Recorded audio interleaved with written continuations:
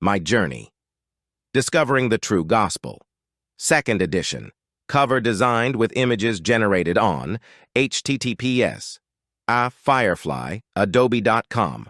Domingo Gonzalez Jr., 2023. Content Chapter 1. Beginning of the Journey. Chapter 2. Discovering the Biblical Truth about Blessing, Being Blessed. Chapter 3. Discovering the Biblical Truth about Healing. Chapter 4. Discovering the Biblical Truth about Prayer. Chapter 5. Discovering the Biblical Truth about Faith. Chapter 6. Discovering the Biblical Truth about the Invariability of God. Chapter 7. Discovering the Biblical Truth about the Message. Chapter 8. Discovering the Biblical Truth about Cost. Chapter 9. Discovering the Biblical Truth about Identity. Chapter 10. Discovering the Biblical Truth about Music in the Church. Annexes Exhibit 1. What's wrong with the Prosperity Gospel? Exhibit 2. A much more subtle Prosperity Gospel Annex.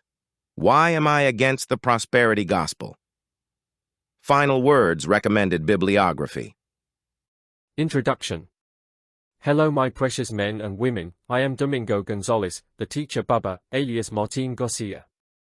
Many years ago, Leonard Ravenhill stated that in recent times it would be chaos because everyone would claim to have the truth. That time has already arrived and we can see hundreds of pastors claiming to have the true gospel. If you are one of the people who is really interested in knowing the true gospel, with this short book I hope to help you in the midst of this chaos. I like simplicity when speaking without going to the extreme, and in this book I hope to express myself in the same way. My idea is that my books can be read by a 5-year-old child to a 90-year-old old man without problems, and I personally consider that all Christian books should be like this, easy to read and understand. I hope to achieve this goal. Well, let's start with the presentation of the book. Since I was a child, I have been in the Christian church, from Pentecostal to free, including some that I don't even know what category they fall into. One was so free that the pastor had a son with the prophet of the church, who by the way was not his wife.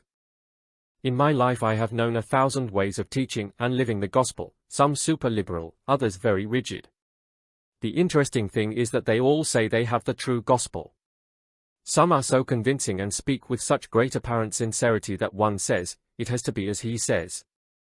Others give you Bible verses more crooked than a pig's tail, but since they give Bible verses one says, if he gives biblical verses have to be right.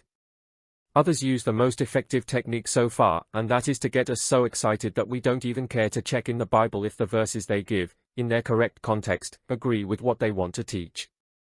They know that we live in an era where emotions rule, and if they are skilled at manipulating people's emotions, they can make them believe whatever they want.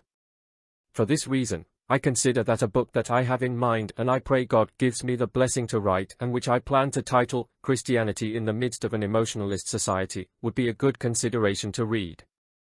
At one point in my life, I was ambushed by all these teachings about the gospel and I felt all those voices in my head, each one affirming that they were right, and I had to go to the source, that is, the Bible.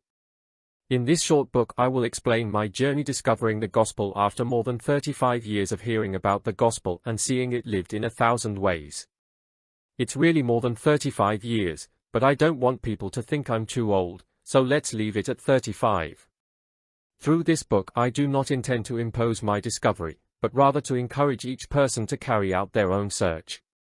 Come on, get on the Bubba bus and join me on this journey.